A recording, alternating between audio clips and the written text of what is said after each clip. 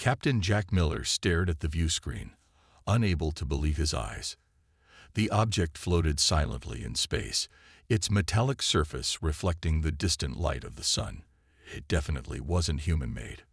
"Run the scans again," Jack ordered, his voice steady despite his racing heart.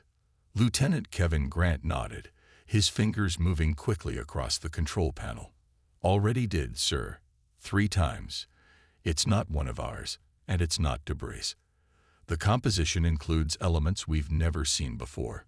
The year was 2089, and humanity had expanded through the solar system, with colonies on Mars and mining operations in the asteroid belt. The UES Pathfinder had been conducting routine patrol duties when they detected the anomaly near Mars orbit. "It's changing course," called out Officer Olivia Wilson from the navigation station. It's coming toward us." Jack straightened his uniform. After decades of searching the stars, humanity was about to make first contact. "All stations, remain calm. This is what we've trained for." The alien probe approached slowly, emitting a signal that the ship's computers couldn't decode. Then, without warning, it projected a 3-dimensional hologram in the center of the bridge. The creature displayed in the hologram stood on 2 legs, but looked nothing like a human. Its skin was pale blue, with intricate patterns across its elongated head. When it spoke, the ship's AI translated after a brief delay. "Greetings, humans of Earth. I am Ambassador Zortik of the Cerulean Empire, speaking on behalf of the Galactic Council. We have been observing your development for some time." A stunned silence fell over the bridge. Jack stepped forward. "I am Captain Jack Miller of the United Earth Space Force. We welcome peaceful contact." The alien made a gesture that might have been a smile. "Your species has achieved sufficient technological advancement to warrant official recognition. The Galactic Council, a federation of 43 spacefaring civilizations, extends an invitation to send representatives to our central station." News of the contact spread across Earth like wildfire. Emergency meetings were held among world leaders, scientists, and military officials. Within a week, the decision was made to accept the invitation.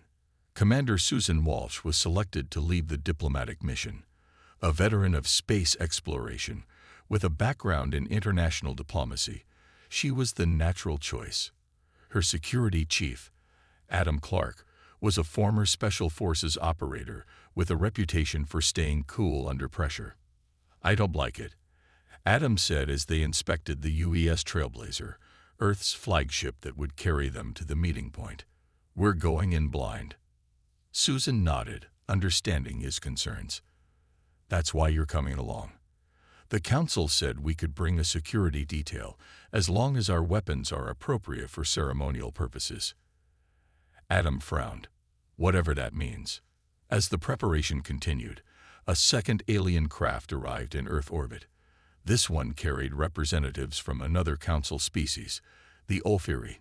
Unlike the tall, imposing Ceruleans, the Olfiri were small, with large eyes and delicate limbs.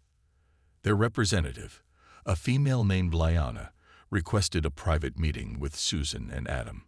"The Ceruleans did not tell you everything," Lyanna whispered once they were alone. "The Council is dominated by species with advanced energy-based technologies. They look down on those who use different approaches." Susan leaned forward. "What are you saying?" "Bring your weapons," Lyanna said, her large eyes darting nervously. "But do not expect to be taken seriously. The Council considers physical projectile weapons to be primitive. They will laugh at your guns." Adam scoffed. "Let them laugh. There is more," Lyanna continued. "There are tensions within the Council. Factions I cannot speak of openly. Be cautious." 2 days later, the UES Trailblazer departed Earth with a crew of 60, including diplomats, scientists, and a small security team. As the ship accelerated toward the coordinates provided by the Galactic Council, Susan couldn't shake the feeling that they were heading into something much more complicated than a simple diplomatic meeting. "Ready or not," she murmured, watching as Earth became a small blue dot behind them. "Here we come." The Galactic Council station appeared first as a distant star. then grew larger as the UES Trailblazer approached. Susan Walsh gasped when the full structure came into view. It was massive. A spinning wheel with spokes extending from a central hub, dwarfing even Earth's largest space stations. "That's impressive," Adam muttered beside her on the bridge. His hand rested near his holstered sidearm, a habit from years of security work. The Trailblazer received docking instructions and glided into an assigned bay. Through the viewports, they could see dozens of alien vessels of various designs. Some looked organic, like sea creatures, while others were all sharp angles and metallic surfaces. "Remember the briefing," Susan told her team as they prepared to disembark. "Be respectful but firm. We represent all of humanity here." A delegation of aliens waited for them at the airlock. Ambassador Zortik led the group, towering over the humans. Behind him stood representatives from several species, each more strange than the last. "Commander Walsh," Zortik said with a slight bow, "welcome to Central Station. These are representatives from the Council's inner circle." Susan nodded politely. "Thank you for your invitation. We look forward to establishing peaceful relations." As they walked through the station's corridors, Susan noticed how other aliens moved aside for the Xerelians. Some even bowed deeply. The power structure was becoming clear. "Your species has developed quite rapidly," said one alien with feathered scales, "from primitive flight to space travel in mere centuries. Though still using such basic technology," added another, eyeing Adam's visible holster with something like amusement. Adam's jaw tightened, but he remained silent. They were led to their quarters, spacious rooms with strange furniture and unfamiliar food dispensers. After settling in, Susan called her team together. "First impressions?" she asked. "They're condescending," Adam said bluntly. "They see us as children playing with sticks and rocks." Dr. Lily Bennett, their chief scientist, nodded. "I noticed their technology appears to focus on energy manipulation. No moving parts, no mechanical systems that I could see." "The Xerelians are clearly in charge," Susan added, "and not everyone seems happy about it." Their discussion was interrupted by a chime. A holographic message appeared, informing them of a formal reception in 2 hours. At the reception, hundreds of aliens mingled in a vast hall with transparent walls showing the stars beyond. Susan and her team tried to interact, but found many of the higher-ranking council members dismissive. "So you still use chemical propellants to launch projectiles?" laughed a Xerelian military officer after Adam explained Earth's defense systems. "We abandoned such methods thousands of years ago. Our weapons are effective for our needs." Adam replied carefully.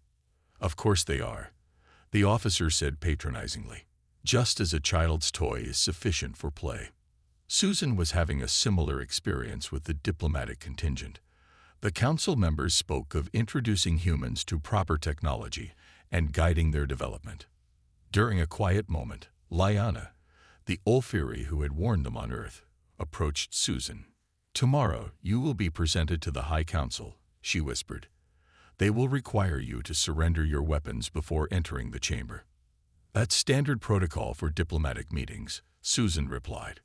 Lyanna's large eyes blinked rapidly. "Yes, but there are rumors of discontent among certain factions. The Drakari representatives have been unusually quiet." "The Drakari?" "A warrior species. They resent Xerelian dominance of the council." Lyanna stopped as a tall Xerelian approached. "I must go. Be vigilant, Commander." That night, Susan met with Adam to discuss security preparations. "I don't trust them," Adam said, "especially after how they mocked our technology." Susan nodded. "Have some of our team store backup weapons, small ones, easily concealed." "Already done."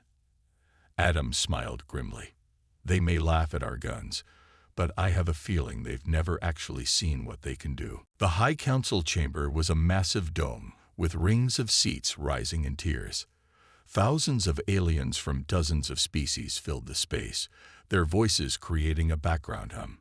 In the center stood a raised platform, where the human delegation would present Earth's formal request to join the galactic community.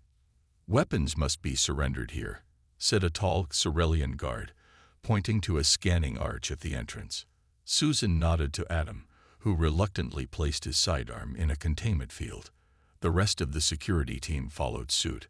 What the Xerelians didn't know was that Officer Ryan Baker had 3 small pistols and combat knives, hidden in special compartments in his uniform that defeated their scans. "Primitive projectile weapons," muttered one of the guards, examining Adam's pistol with distaste. "How do your people feel safe with such unreliable protection?" Adam forced a smile. "They've served us well enough." The human delegation was escorted to the central platform. Above them, the Xerelian High Council members sat in ornate chairs, looking down with expressions of amused curiosity. The head counselor, Grand Minister Vexinar, raised his 4-fingered hand for silence. "Today we welcome representatives from Earth, a developing world on the Outer Rim," Vexinar announced. "They seek knowledge and partnership with the advanced civilizations of our council." Susan stepped forward to deliver her prepared speech. "On behalf of Earth and all humanity, we are honored." A deafening explosion cut her off as the main doors to the chamber burst inward. Through the smoke and debris stormed a group of aliens with mottled green skin and bony ridge-covered faces, the Drakari. "Death to the Xerelian oppressors!"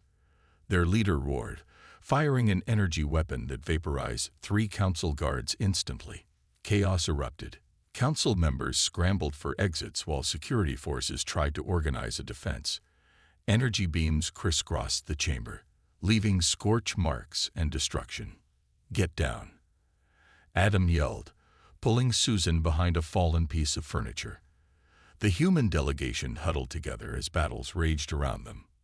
"We're defenseless," Susan said, watching as the Xerelian guards were steadily pushed back by the Drakari assault. Adam caught Ryan's eye and nodded. Ryan reached into his hidden compartments and quickly distributed the concealed weapons. "Not anymore," Adam said, checking the pistol Ryan handed him. "Standard 9mm, 8 rounds per magazine." The Xerelian security chief, bleeding from a wound on his arm, crawled over to their position. "Your people must remain here while we handle these rebels," he ordered. "Your energy shields aren't stopping their weapons," Susan pointed out. Several more guards had fallen, their advanced armor useless against the Drakari's specialized weaponry. "This is not your concern," the Xerelian insisted. "You're primitive." With respect, Adam interrupted, "We're not going to sit here and die." He turned to his team. "Defensive formation. Protect the diplomats and any civilians." The Xerelian's eyes widened as the humans revealed their hidden weapons. "Where did you get those? How did they pass our scans?" "Old technology has its advantages," Adam replied. "Sometimes simpler is better." Across the chamber, more Drakari poured in. Their leader, a scared warrior taller than the rest, directed the assault with cruel efficiency. Several council members had already been executed, their bodies lying where they fell. "The Xerelian Council has dominated space for too long," the Drakari leader shouted. "Today begins the new era of Drakari rule." Susan watched as a group of Drakari headed toward their position, cutting down anyone in their path. Their energy weapons hummed with deadly power. "They've never seen human weapons in action, have they?" she asked Adam quietly. "No," Adam replied, his face grim as he chambered around. "And they're in for a surprise." The human security team spread out in a semicircle, weapons ready. The nearby Xerelians watched in confusion, still not believing that the primitive projectile weapons could make any difference. "Hold until they're in range," Adam instructed his team. "Make every shot count." The Drakari advanced, confident in their superior technology, and unaware that the cornered humans posed any real threat. The first Drakari warrior rounded the corner, energy weapon humming with power. He spotted the humans and sneered, revealing rows of sharp teeth. "Unarmed primitives," he growled in the common galactic language. Adam Clark aimed carefully, "Now," he said quietly. 6 human weapons fired simultaneously.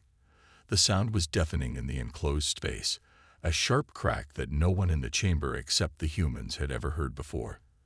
The Drakari warrior's chest erupted in a spray of dark fluid. His expression changed from confidence to shock as he collapsed. The entire council chamber fell silent for a split second. Even the fighting paused as all eyes turned toward the sound. "What was that?" gasped a Xerelian counselor. The humans didn't waste time explaining. As more Drakari rushed their position, Adam and his team fired again and again. Each shot found its mark with devastating effect. The Drakari's advanced armor, designed to disperse energy weapons, offered no protection against metal projectiles traveling at supersonic speeds. "They're using physical projectiles," screamed one of the Drakari as another warrior fell. "Their weapons launch metal objects." The Xerelian security chief stared in amazement as Adam's team methodically cut down the advancing Drakari. "Impossible," he whispered. "Such primitive technology shouldn't be so effective." Susan finished for him as she helped a wounded alien counselor to safety. Sometimes the old ways work best. Across the chamber, the Drakari commander realized the threat. "Target the humans first," he ordered. Energy beams sliced toward the human position. Adam pulled Susan down just as a bolt passed overhead, leaving a smoking hole in the wall behind them. "We need to move," he told his team. "Ryan, cover the right flank. Maria, left side. We're heading toward that exit." The human security team moved with practiced precision. They fired only when necessary, making each bullet count. For the aliens watching, it was a revelation. The humans didn't spray energy beams wildly like the Drakari. Each pull of the trigger resulted in an enemy falling. A wounded Drakari charged their position with a blade weapon. Officer Maria Rivera calmly shot him twice in the chest. The alien collapsed at her feet, dark blood pooling on the ornate floor. "They bleed," murmured an amazed Ulfiri hiding nearby. "Your weapons make them bleed." More Xerelian guards had regrouped, emboldened by the human success. They coordinated their energy weapons with the humans covering fire, finally starting to push the Drakari back. Adam spotted the Drakari commander directing his forces from behind a fallen column.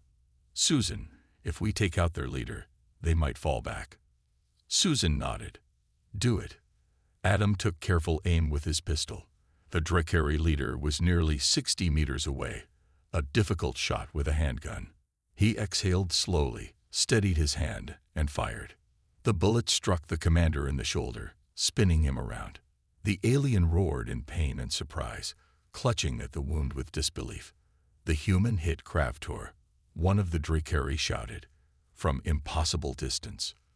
The Drakari commander, Kravtor, snarled and fired wildly toward Adam's position, but his aim was compromised by pain and shock. Ryan Baker took advantage of the distraction to advance to a better position. He fired 3 times, and Kravtor fell, dark fluid spreading across his chest armor. The effect on the Drakari was immediate. Without their leader, their attack faltered. Several began retreating toward the doors they had breached. "They're falling back," the Xerelian security chief shouted. Council security forces pressed the advantage, driving the Drakari toward the exit. Adam's team continued providing covering fire, dropping any Drakari who turned to make a stand. In the sudden lull, Ambassador Zortik approached Susan and Adam. He stared at the human weapon in Adam's hand. "These guns," he said, the word unfamiliar on his tongue. "They pierced the Drakari armor without energy shields." "Kinetic energy," Adam explained simply. "No shields needed. Just physics." Zortik looked at the human delegation with new eyes. "It seems we have much to learn from each other after all." The emergency medical center buzzed with activity as wounded aliens from a dozen species received treatment. Susan and Adam stood with several council scientists who examined the human weapons with a mixture of fascination and disbelief. "The concept is remarkably simple," said Dr. Lily Bennett, explaining to the alien scientists. A controlled explosion propels a metal projectile at high velocity. The kinetic energy does the damage. A Xyrillian scientist named Kelvan carefully held one of the bullets, turning it over in his long fingers. But this is primitive technology. How could it be so effective against our advanced armor? Your armor and shields are designed to disperse energy weapons, Adam explained. They weren't built to stop physical objects moving at over 1,000 feet per second. Kelvan's eyes widened. 1,000? That's faster than you expected from us primitives, Susan said with a slight smile. The lead council scientist, a six-limbed being named Praxis, entered the conversation. We have overlooked a fundamental aspect of warfare. In our pursuit of energy manipulation, we abandoned kinetic weapons millennia ago. A significant oversight, Adam said, reloading his pistol and holstering it. Ambassador Zortik approached with several high-ranking council members. His attitude toward the humans had changed dramatically since the attack. The remaining Drakari have barricaded themselves in the western section of the station, he reported. They still hold several council members hostage. Do they have more forces coming? Susan asked. Our intelligence suggests they have a warship approaching, Zortik admitted. We underestimated their infiltration of our security systems. A small Ulfiri stepped forward from behind the Xyrillians. Susan recognized Lyanna, the one who had warned them earlier. There is something you should know, Lyanna said, her voice barely above a whisper. The Ulfiri, we once used weapons similar to yours, long ago. The Xyrillians turned to her in surprise. This is forbidden knowledge, gasped one council member. Forbidden by whom? Susan asked sharply. Lyanna stood straighter. The council, specifically the Xyrillian majority, declared kinetic weapons barbaric and mandated their abandonment centuries ago. Those who refused were excluded from technological advancement. Zortik looked uncomfortable. It was for the greater good. Energy weapons are cleaner, more civilized, and completely ineffective against the Drakari's specialized armor, Adam pointed out, which they clearly developed knowing your weaknesses. A tense silence fell over the group. Finally, Praxis spoke again. The humans have demonstrated the value of different approaches. Perhaps it is time to reconsider our prejudices. Susan saw an opportunity. We can help you fight the Drakari, but we need more than just our sidearms.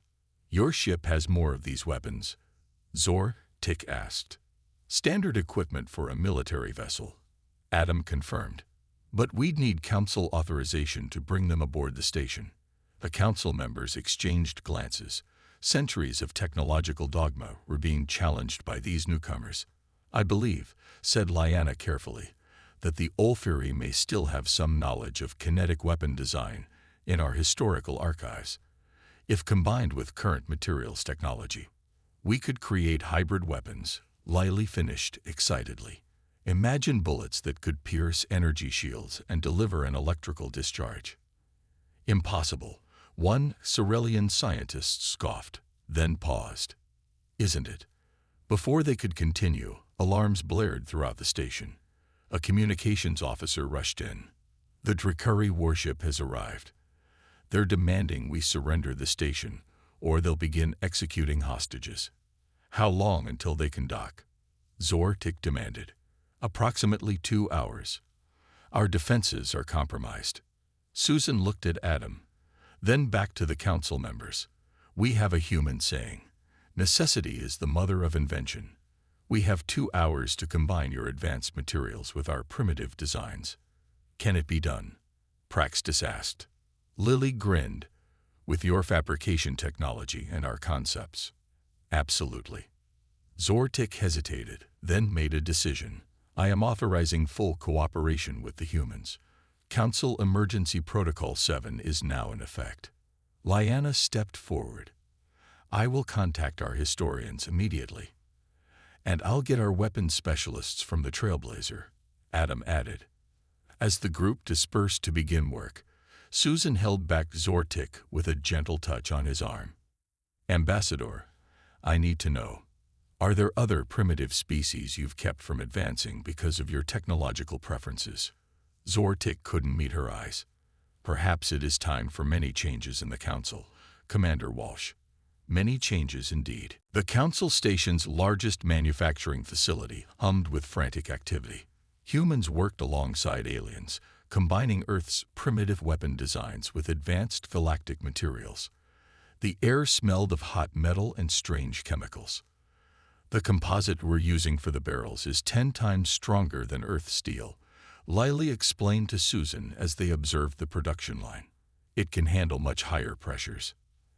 Adam examined one of the completed hybrid rifles. It resembled an Earth assault rifle, but with alien materials giving it a sleek, otherworldly appearance.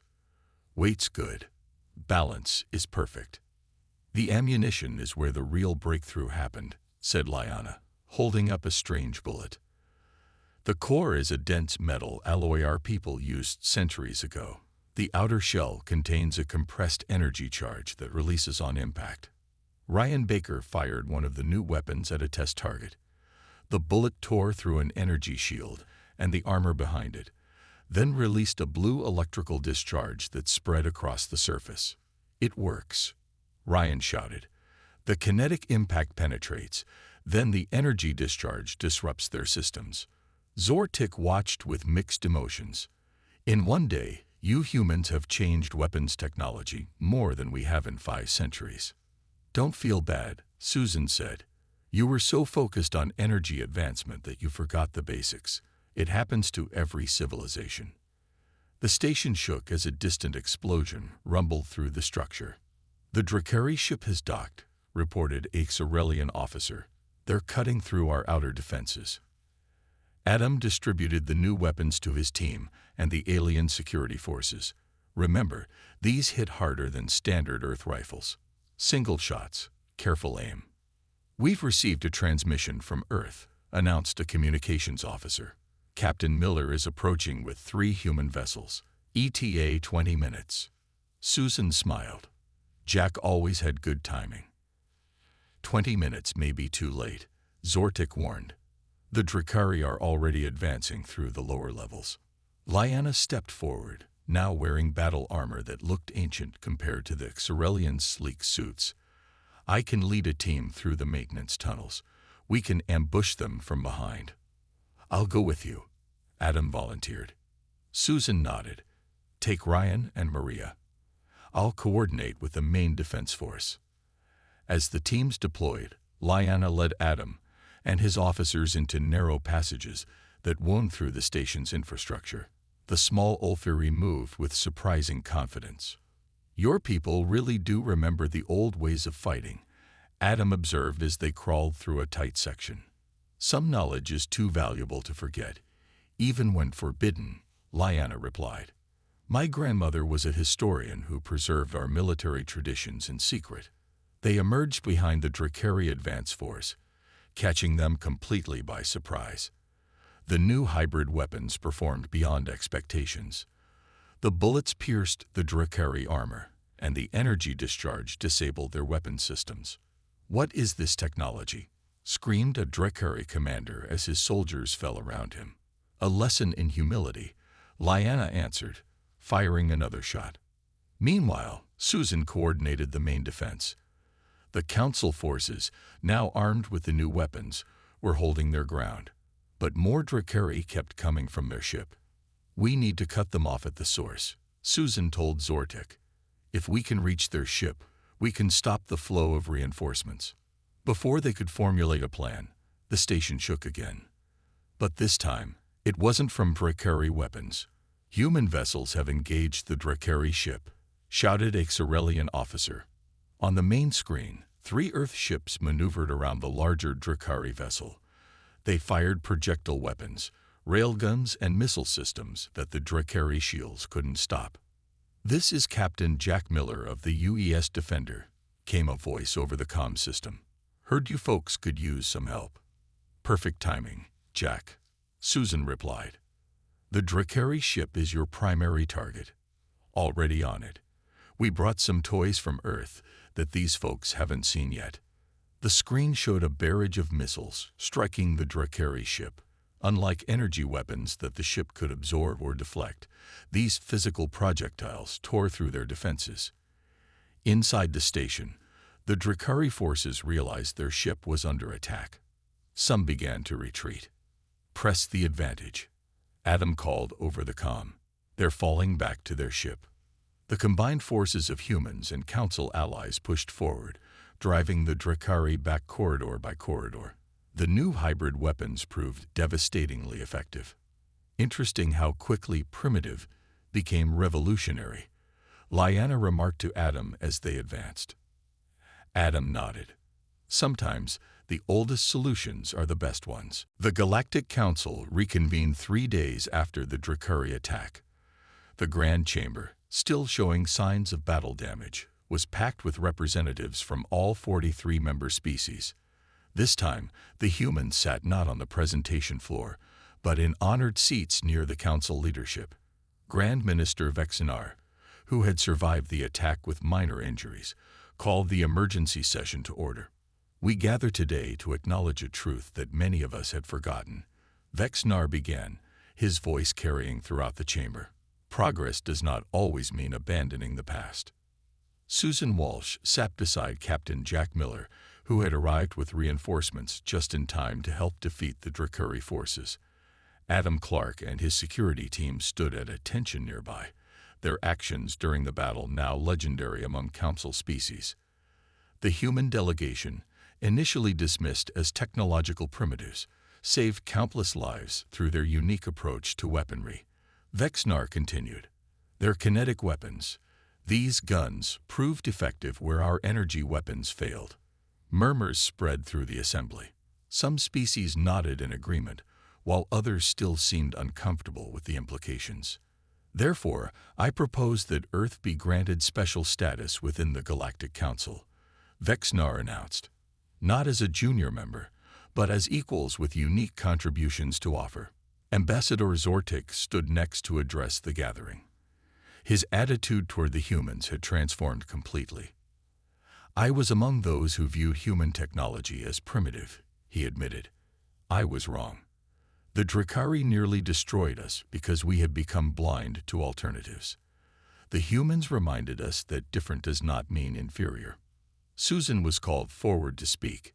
She walked confidently to the central platform, aware that this moment would shape humanity's place in the galaxy for generations to come. "On behalf of Earth, I thank the Council for this recognition," she began. "We come to the galactic community not just to learn, but to contribute. Our different path of development offers perspectives that complement your own." She gestured toward the hybrid weapons that now equipped many Council security forces. "Together, we've already created technology that neither of us could have developed alone. This is just the beginning of what we can accomplish as partners." The chamber erupted in applause, or various species equivalents of applause. Some clicked appendages together, others hummed in specific frequencies, but the message was clear: acceptance. After the formal proceedings, Susan and her team met with representatives from various species eager to establish direct relations with Earth. "We would like to exchange military advisors," said a reptilian commander from a species called the Vordax. "Your combat tactics are refreshingly direct." "The Nephilim Collective wishes to discuss trade agreements," offered another alien. "We have mineral resources that would benefit your manufacturing capabilities." Lyanna approached with several Ulfiri elders. "My people have something to show you," she said, leading them to a private chamber. Inside, the Ulfiri revealed ancient texts and diagrams showing weapons remarkably similar to Earth's firearms. "These were forbidden for centuries," explained one elder. "But we preserved the knowledge. With humans now recognized by the Council, we can finally reclaim this part of our heritage." Later, at a celebration aboard the UES Defender, Jack raised a glass to Susan and Adam. "To unexpected diplomacy," he said with a grin. "Who would have thought our primitive guns would earn us a seat at the galactic table?" Adam nodded toward a group of Cerulean weapons designers studying Earth firearms with intense interest. "They're already talking about a new generation of hybrid weapons. combining our ballistic technology with their energy systems. It's more than weapons, Susan said. It's about perspective. They'd been so focused on one technological path that they missed alternatives. We've shown them another way. On the far side of the room, a Cerulean weapons master carefully disassembled and reassembled an Earth rifle, marveling at its mechanical simplicity and reliability. Next to him, Lily Bennett explained the chemistry of gunpowder, knowledge that had been lost to the Galactic community for millennia. The funniest part, Jack said, watching the scene, is that they're treating our everyday technology like it's revolutionary. Sometimes looking backward is the best way to move forward, Susan replied. Humanity just reminded the galaxy of something they'd forgotten.